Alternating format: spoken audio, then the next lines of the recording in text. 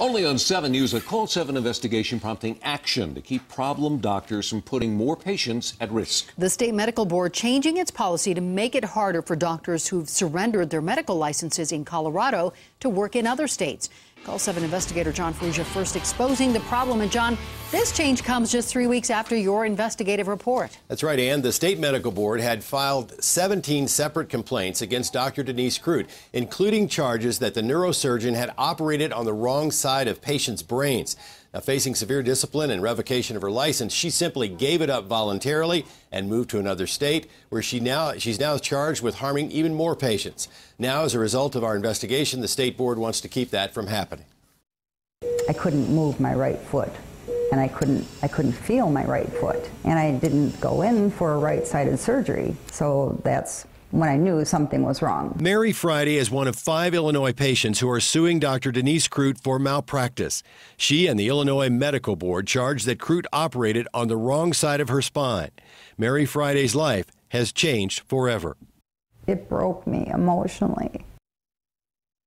Dr. Crute, I'm with the Denver television station, 7 News in Denver, and I wanted to ask you if you thought it was appropriate. Jerry? After Crute was sued in Illinois, she moved to New York. That's where we approached her to ask questions after she refused our request for an interview.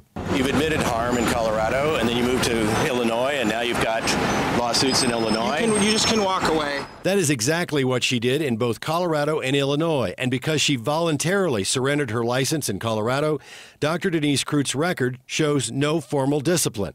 And our investigation found that in Illinois and other states, that makes it difficult for medical boards to deny a doctor a license to practice.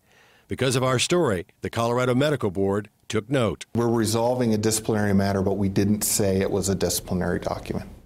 Marshall Smith is program director of the State Medical Board. He says because of our investigation, the board will now make clear to other states that surrendering a license in Colorado is explicitly a disciplinary action. We've always reported this information, and we've always cooperated with those other state licensing boards, but it gives them the hook, as you pointed out in your previous story, that it gives those licensing boards the hook to say this person has been disciplined by the Colorado Medical Board. He says that hook will make it easier for states to deny doctors like Denise Crute a medical license. It then allows them to then take appropriate action according to their statute. While that does not help Mary Friday and other victims of Dr. Denise Crute's mistakes, it should help ensure that from now on, it will be more difficult for problem doctors from Colorado facing professional discipline to simply take their problems to another state and put new patients at risk.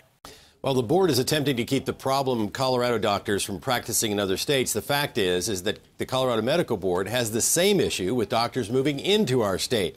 If they have no formal disciplinary action on their records, it's very difficult for the medical board here to deny them a license to practice, no matter how many complaints they may have in a previous state. In the newsroom, I'm John Ferrugia, 7 News.